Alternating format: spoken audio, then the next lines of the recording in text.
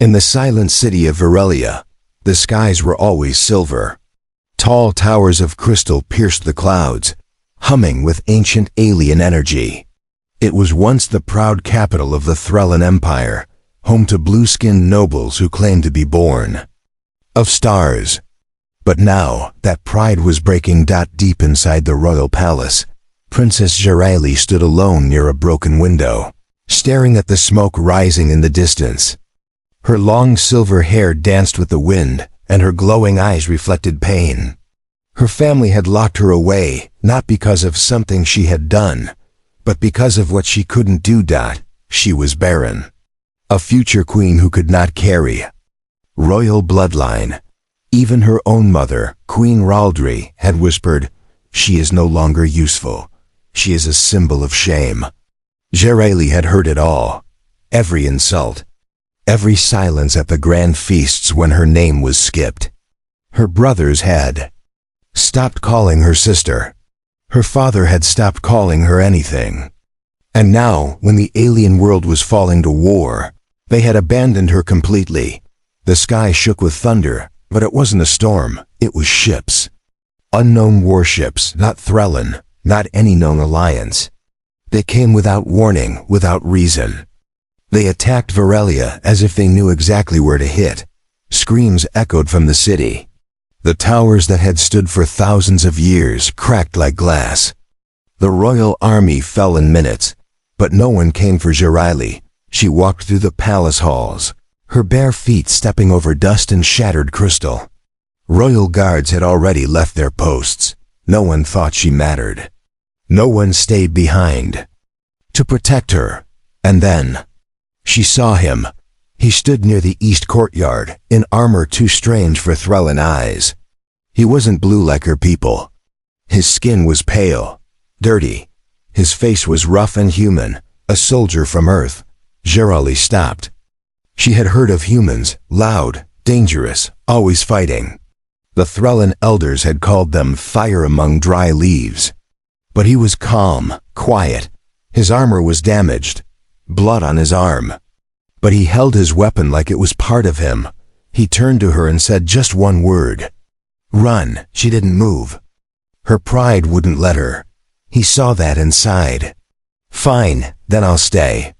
She watched as the strange human stood between her and the danger. He took cover, fired into the shadows. His gun roared. Enemies fell. He wasn't fighting for the crown. He wasn't Threllan. He didn't know her name. But he fought like his life meant nothing if she didn't survive. Why? Jeraili ducked beside him. "You don't know who I am." He didn't look at her. "Don't care. You're breathing. That's enough." Something inside her cracked. A stranger from another world. Cared more than her own blood. Outside, explosions shook the walls. Jeraili reached for a broken staff, an old ceremonial weapon, not meant for real battle, but it was something. She didn't want to be useless anymore, the human noticed. "You ever use that?" "No," she admitted. He grinned slightly. "Let's learn together." They fought side by side. Not as soldier and royal. Just two beings who refused to die without trying. After hours, the noise faded. Smoke filled the palace, but the attackers were gone. Or dead. Jeraili and the human were still standing. She looked at him. "What's your name?" He wiped blood from his face. "Corin, just Corin." She whispered her name too. He nodded, showing no sign of respect, no bow like others gave her before. It felt strange. "But free. I'm supposed to be a queen," she said quietly. "But they left me to die." Corin sat on the edge of a broken pillar. "Then maybe you need a new family." Those words stayed with her. As the sky turned dark, Jeraili watched the human who had no reason to save her, who had no crown, no royal duty, yet chose her anyway. He didn't know yet. But he had become something no one in her world had ever dared to be. Her only heir. The ruins of the palace were silent now. Fires still burned in the distant towers, but no enemies returned that night. Jeraili and Corin took shelter in one of the half-collapsed chambers, once used for royal prayer. Now it was filled with ash, dust, and memories no one wanted. Corrin cleaned his weapon quietly. The human was different from what Jirali expected. He didn't talk too much. He didn't ask questions. He just kept her alive. She watched him from across the room, sitting on a stone bench that used to hold sacred texts. "Why are you here?" she asked finally. Corrin looked up. "War orders. We were sent to observe peace talks." Then everything went bad. Ships started dropping. Cities were burning. "My squad didn't make it. You were left behind?" He nodded once. "Like you." That answer made her chest feel heavy. Two strangers from different worlds, both abandoned by the people who should have cared. Jirali pulled her long hair over one shoulder and stared at her hands. They were shaking. Not from fear, from anger. "My mother," she said softly, "told the guards to seal the doors. She thought I would be taken, or die. She didn't even look at me when she gave the order." Corrin stood up and walked toward her, sitting on the broken floor across from her. "That's not on you." She said I was broken. That I would bring shame to the bloodline because I could not have children. Corrin frowned. "They treated you like an object. I was royalty. But when I was no longer useful to them, they erased me." He was silent for a moment. Then he leaned back and said, "My family didn't care much either. I joined the military just to get away from home. My dad said I was a waste of his name." Jirali blinked. "So we're both disappointments." "Maybe," Corrin said. "Or maybe the people who judged us were just wrong." A small, bitter smile appeared on her face. "You speak like a leader." He shook his head. "No, I follow orders." "But now there are no orders left." Corrin looked at her seriously. "Then we make new ones." That night Jirali didn't sleep. She kept hearing the voices of her family, the ones who left her behind, and the cries of her people who had no one to protect them. The Threllan Empire was crumbling. But she didn't feel sad for the Empire. She felt sad for the innocent lives caught in its fall. By morning, Corrin had already checked the outer halls. "No movement," he reported. "But someone will return.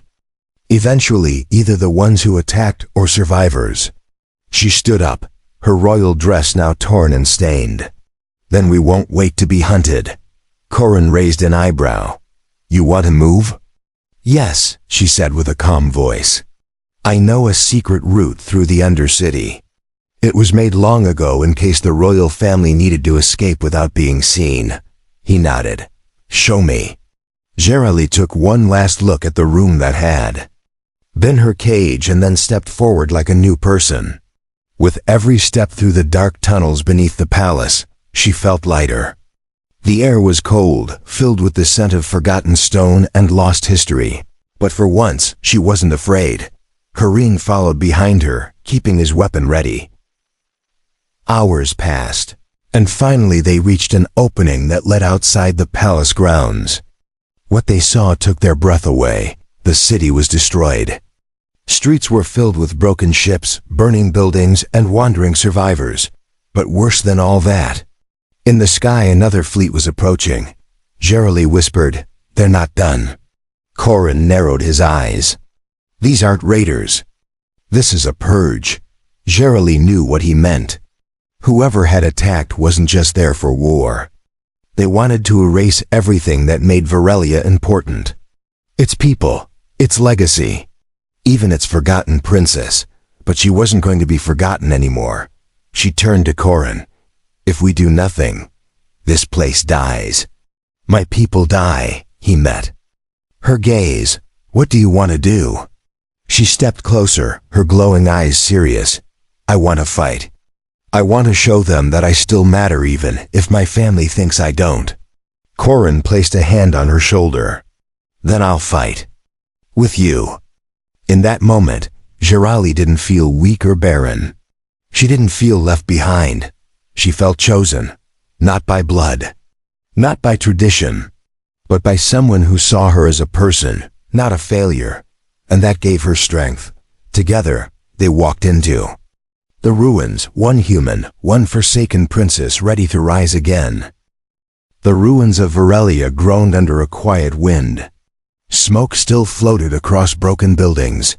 Somewhere in the distance, machines buzzed. Gerali and Corin moved carefully through the remains of the outer city, staying close to shadows and using broken paths that only she knew. Gerali had walked these roads before, but never like this. Before, she rode in golden carriages. Now her feet touched cracked stones and blood-stained dust. Before, guards cleared her way. Now a human soldier watched her back, weapon drawn. They reached a wide plaza that once held statues of kings and queens. Now most were broken. One statue had fallen over completely, its stone face shattered. "This used to be my grandfather," Gerali whispered. "He fought for peace between our worlds." Corin looked at the broken face. "Looks like someone didn't like that idea," she nodded. "He believed humans were allies, that they could help make the Empire stronger." Corin gave a dry smile. "I guess some people didn't want peace." A sound echoed nearby. Footsteps, fast and many. Corin pulled Gerali behind a broken pillar. "Stay down." Figures appeared. At the far edge of the plaza, soldiers in strange armor. Not Threllan, not human. Their helmets were insect-like, and their weapons pulsed with red light. Gerali whispered, "They're called the Varnock. Ghost army, no flag, no mercy." Corin watched their movements. "They're scouting, looking for survivors."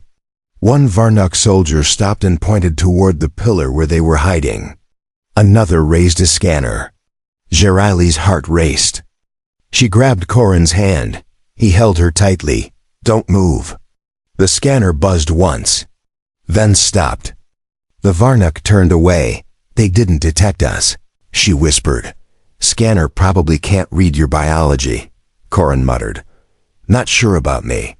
They waited until the Varnock soldiers passed.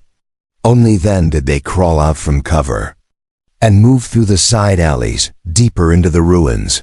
Finally, they reached a sealed vault near the edge of the royal district. Gerali pressed her hand to the surface. Glowing symbols appeared. "This is the emergency command room," she sighed. "It's built underground, safe even from orbit strikes." The door unlocked with a soft click, and they stepped inside. The room was untouched. Screens still glowed. Maps, data, communications all still working. Gerali moved quickly, checking the power systems. "There's an old beacon here. I can send a signal. Maybe someone will answer." Corin scanned the room. "Will it reach your people?" "Maybe," she said. "If any are still alive or willing to answer." He walked over to a control screen. "You sure it's safe?" "They abandoned you." "I don't trust the royals," she said coldly. "But not everyone left me. Some old friends, some guards loyal to the throne, not the bloodline. Maybe they'll answer." She typed a short-coded message and sent it across old channels. "Royal distress. Alive. Need help. Respond only if loyal to peace." She turned to Corin. "Now we wait." Corin leaned against a wall and pulled a ration bar from his pouch. "You ever eaten this?" Gerali looked at the gray brick in his hand and shook her head. "It looks like a weapon," he chuckled. "Tastes worse." She took a small bite. Her face twisted. "You eat this on purpose?" he grinned. "Every day." They laughed for the first time in days. It was a small sound in a broken world, but it felt real. The silence was broken by a blinking light. Gerali rushed to the screen. A message had arrived. "This is Commander Drex. We received your signal. We thought you were dead, Princess. Where are you?" Gerali quickly typed back. "Underground vault near Sector 9. Varnock still active. I have one human ally. We need support." Corin looked over her shoulder. "Think this guy's for real?" "I don't know," she said honestly. "But he was one of the old guards. He used to train me in sword practice when I was a child." Corin nodded. "Then let's hope he remembers." A new message came. Hold position, I'm coming. We're bringing survivors. We thought the city was lost. You give us hope. Jirali sat down slowly. Her hands trembled. Someone is coming. Someone actually answered. Corinne looked at her with soft eyes. Looks like your people aren't done with you after all. She shook her head. They're not coming for the Empire. They're coming because someone stood up. You stood up, Corinne corrected. She looked at him, eyes glowing gently. No, we stood up. Asterisk, the underground vault door groaned as it opened. Jirali and Corinne stood ready, weapons drawn. The air outside was still thick with dust and the scent of melted steel. For a moment, they feared it was a trap, but then the first figure stepped through. A tall alien in silver battle armor entered, helmet off, face grim and aged. His blue skin was scarred, but his eyes still held the strength of a warrior. Jirali stepped forward. Commander Drex? He nodded once. Princess Jirali. I thought you were lost. She lowered her weapon. You almost thought right. Behind him, a small group of survivors followed some soldiers, some civilians. A few injured, a few armed. All looked tired, but when they saw Jirali, they paused. One young guard whispered, The princess, she's alive. They bowed slightly, but Jirali did not smile. She didn't need honor or praise. She needed truth. She looked at Drex. How many of us are left? The commander exhaled. Less than 200 in the city. Maybe a few hundred more scattered in the wastelands. We're all that's left of the Threllan core. Corin stepped. Beside her, the Varnuk want you erased. Not just defeated, erased. Drex looked at the human carefully. You're her protector? I'm just the guy who didn't leave her behind, Corin replied. Drex nodded slowly. Then I respect you. The survivors made camp in the command vault. Supplies were shared, wounds treated. Some wept when they realized they weren't alone anymore. Hope, once forgotten, began to flicker. But not everyone welcomed ZHERLI. An elder named Harrell, dressed in priest robes, approached her near the central table. Princess, he said, voice cold. You were removed from the line of succession. You are Barren. Why should we follow you now? Jirali stood tall. Because when the fire came, your council fled, and I stayed. You were trapped here. I chose to survive. I chose to lead. When no one else would. The elder narrowed his eyes. You cannot produce an heir. What future do you offer? Corin. Step forward then. His voice was calm but sharp. She doesn't need to give birth to a future. She is the future. She's alive, she's fighting, while you waited for death. Harrell looked at him like he was a worm. You are not Threllan. You have no voice here. Corin took a step closer. Then maybe your voice should go quiet. Jirali raised her hand gently. Enough, we are not enemies. But if you cannot stand behind me, at least do not stand in my way. The elder said nothing more. But his stare remained like cold stone. Later that night, Jirali stood on the high platform above the vault. She looked over the people below. Faces of all kinds, children, elders, soldiers, refugees. So many once loyal to her family. Now they looked to her with cautious eyes. Corin joined her. Speech time? She nodded. I never thought I'd give one. He smiled. Just speak like you're talking to me. She raised her voice so all could hear.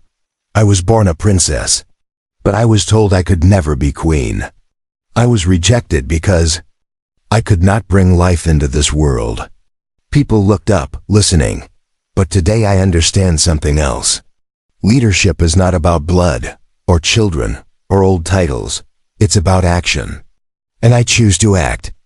Some nodded slowly. I choose to stay, to fight, to protect every life still breathing in this city.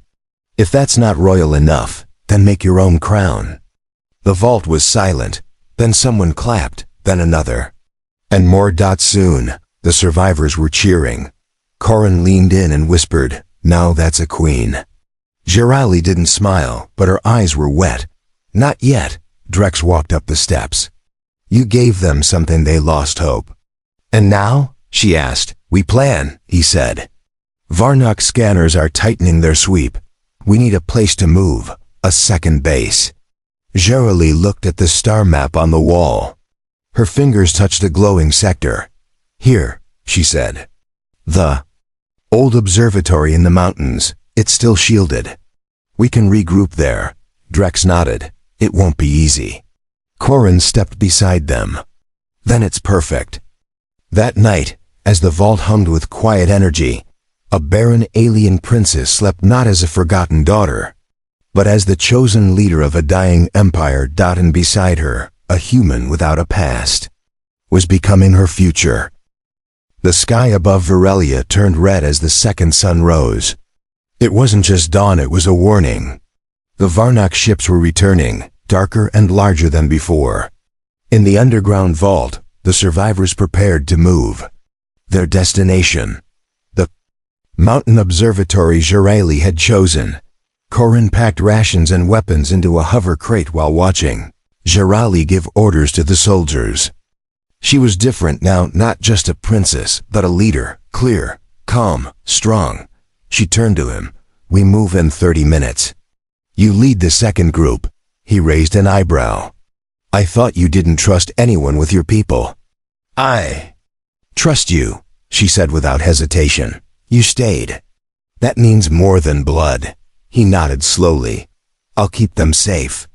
3 groups of survivors were assigned. The first carried supplies and wounded. The second, Corrin's group, held fighters and scouts.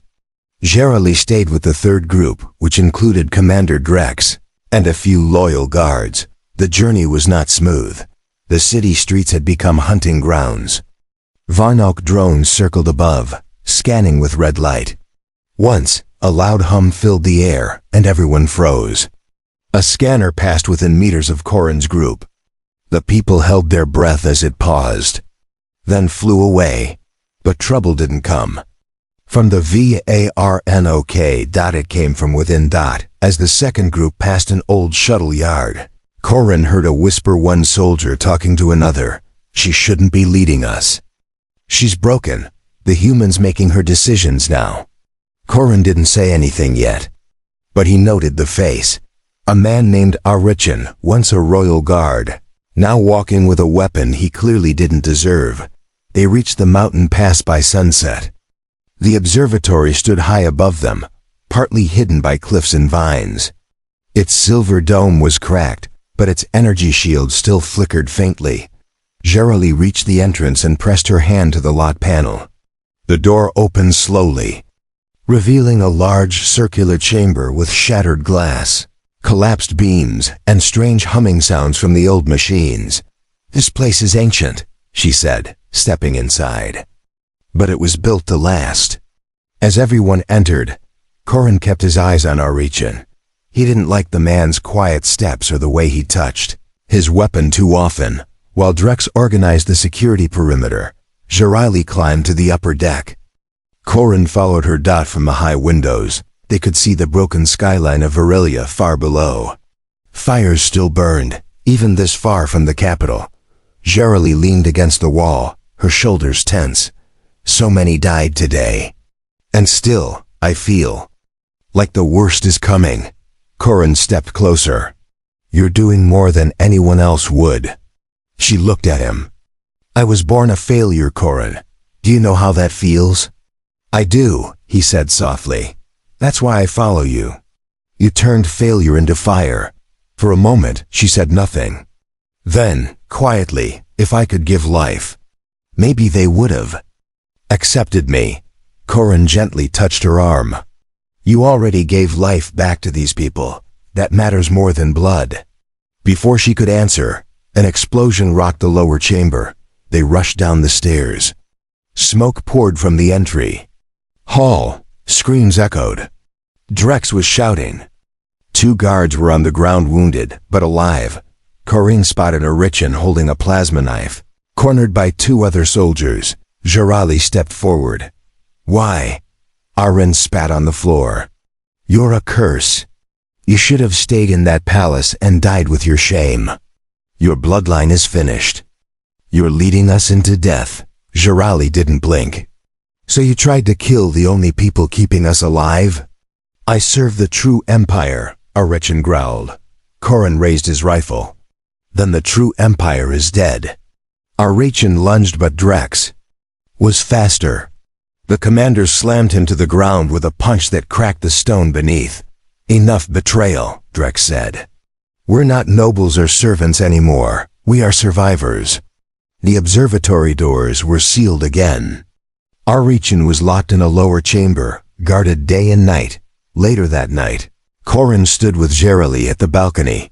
She whispered, "There will be more like him." Corrin nodded. "Then we'll deal with them, one at a time." Jirali looked up at the stars. "My people used to believe our blood was chosen by the cosmos, but I think maybe it's not blood that matters. Maybe it's the ones who choose to stay." She turned to Corrin. "And you, human, you stayed." He smiled slightly. "I'm not leaving." And with that, the stars above witnessed something that had never happened before. An alien princess, once forsaken, once silent, finding her voice and trusting a human to carry it into tomorrow. Asterisk. The mountain observatory had become a temporary home for the last Thrallan survivors. Inside its cracked walls and dusty halls, people were building something new. Not a kingdom, but a resistance. Jirali moved through the observatory like a different person, now giving orders, inspecting repairs, even helping carry supplies. Her people no longer looked at her with doubt. They followed her silently, as if finally understanding what kind of leader she had become. But not all was calm. Corrin stood alone in the upper communications chamber. He held a small metal cube in his hand, human tech, glowing softly. It wasn't part of any current mission. It wasn't something he had ever told Jirali about. The cube had started blinking hours ago.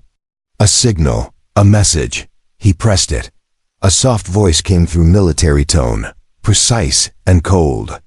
"Sergeant Corrin Huffle, you are ordered to return to Earth Command. New orders. Extraction ship en route. 22 hours. Corrin didn't move. The message repeated once more. Then silence. He stared out at the mountain view. His mission had ended long ago. Earth had left him behind. But now they wanted him back. That night he didn't sleep. Jirali found him early the next morning, sitting by the observatory's edge, watching the sun rise. "You look like a stone," she said softly. Corrin gave her a tired smile. "Maybe I am one. Too heavy to move." She sat beside him. "What's wrong?" He hesitated. "I got a message from Earth. They're sending a ship. They want me back." Her smile faded. "You didn't tell me. I didn't know how." She looked away. "So, you're leaving?" "I haven't decided," he said quietly. Jirali stood up. "Then decide now. Because if you leave, I need to know. I need to prepare these people without you. I can't risk being abandoned again." Her voice didn't shake, but her eyes did. Corrin stood as well. "I came here on accident. I stayed because of you, but I'm still human. Earth might need me too." She turned her back to him. "Then go to them." Corrin reached for her arm. "Jirali, don't," she whispered. "You stayed when I had nothing. But now I have something. Again, don't make me lose that too." She walked away. Corrin stayed alone, wind brushing past him like cold silence. Hours passed. Later that day, Drex entered the observatory's main hall with news. Varnuk movement in the south. They're sending a small fleet to destroy what's left of Sector 12. Jirali didn't blink. "Are there survivors?" "Scattered groups, small camps. They're not soldiers." "We go," she said. Corrin entered just as she was preparing her gear. He stopped her with a quiet voice. "I'm coming with you." She paused. "Why?" "I thought Earth was waiting." I told them I wasn't done here. She didn't speak, but her grip on her weapon softened. Corin stepped closer. You were right. I don't belong there anymore. Earth doesn't need another gun. But you made me something more. Gerali nodded once. Then don't follow me. Stand beside me. Together, they led a rescue team towards Sector 12. The journey was hard snow falling thick across the mountain trails. Varnock patrols in the skies. They reached a village hidden in the rocks, dozens of survivors, mostly children and elders, huddled in silence. The Varnock had burned their homes, but missed their underground shelter. Corin and Gerali helped them out one by one. No orders, no crowns. Just hands in the dust dot as they prepared to leave. A small Threllan girl looked up at Gerali. Are you a queen? Gerali knelt down. Do you need one? The girl nodded. Then yes, she whispered with a smile. Corin watched the moment from afar. He had once seen royalty as politics, cold and empty. But now, standing in the snow with people looking to Gerali, not for power but for safety, he understood what true royalty looked like. It wasn't blood. It was service. As they led the rescued villagers back through the mountain trail, Corin said softly, You were never Barren, Gerali. She looked at him confused. You just hadn't created your legacy yet. That night, no signal came from Earth again. And Corin knew it never would. His home was no longer Earth. It was wherever she stood. The skies above the observatory turned black as the Varnock arrived in full force. 6 warships circled the mountain, their engines roaring like thunder. Red lights scanned the slopes. Drones dropped from the sky like metal rain. The final attack had begun. Inside the observatory, panic grew. Gerali stood at the center of the command hall, calm, focused. Around her, Drex organized the fighters, while Corin prepared the defense lines with his human tech. Every hallway, every doorway, every ridge outside the observatory had become a battlefield. They're not just trying to kill us, Drex said. They're trying to erase everything we are. Gerali nodded. Then we show them that we're not afraid to be remembered. Corin looked at her. We're outnumbered, outgunned. We don't need to win, she said. We need to survive. Children and wounded were moved to the lowest levels of the observatory. Gerali gave each child a comforting touch as they passed, as if promising them another day. Above, the first blast hit. The walls shook. The lights flickered. Corin and Drex led the first squad to the main gate, where the Varnock were forcing their way in. Plasma fire lit the snow outside. The mountain burned red with battle. Gerali stood with the second line, wearing her ceremonial armor, scratched, dented, but shining under firelight. She held her father's old blade, passed to her not in love, but in silence. Now it belonged to her. Hours passed. Fighters fell. So did drones. Corin was wounded, his left arm burned by plasma. But he kept fighting. Beside him, Drex roared like a war beast, throwing enemies down with every strike. But there were too many, then. Gerali gave the order. All units fall back to the core hall. I have a plan. Her voice didn't tremble. Inside the core chamber sat the last working energy drive of the observatory, an ancient fusion core designed to power 100 star maps. Gerali activated it. Drex shouted, That's unstable. If it overloads, she looked at him, it won't explode.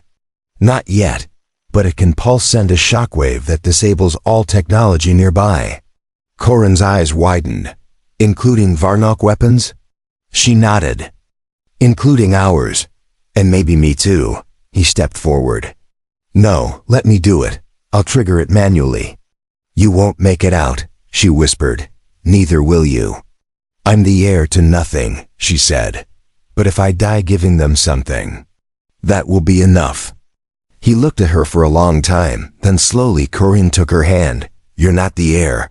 He reached into his chest armor and pulled out a glowing key, a human command crystal. What is that? Gerali asked. My final order, Corin said quietly. When the war began, Earth sent us here with one command. If the Threllan Empire falls, protect whatever's left. Choose the next leader. He handed the crystal to her. You were the only one who didn't run. That's all the proof I needed. Jirali's hands trembled as she accepted it. You were sent to find an heir, Corinne smiled faintly, and I found one. Suddenly, the Varnuk breached the second gate. Chaos echoed down the tunnels. Time was ending. Jirali took a deep breath and stepped forward. She reached the energy core. Her fingers hovered over the final trigger. Corinne shouted, "Jirali!" She turned once. Her eyes met his. Live. She activated the pulse. A wave of light exploded from the observatory, like a star being born. Every drone, every Varnuk ship, every enemy weapon shut down instantly. Even Corinne's rifle sparked and died. The Varnuk froze helpless. Jirali collapsed at the core, unconscious, but breathing. The survivors rushed in. Drex caught her in his arms. She's alive. Corinne knelt beside her, his hands shaking. She saved all of us. The battle ended without another shot. The Varnuk retreated, defeated not by numbers, but by one girl who was told she couldn't be anything. Weeks later, peace envoys arrived. Not just from Earth, but from other alien races too. They came to the mountain, not for war, but for answers. And there she stood, Princess Jirali, not barren, not forgotten. Beside her stood the human who chose her when no one else did. And in the history books of many worlds, the title was written, The Human Heir and the Alien Queen Who Gave Her People Back Their Future.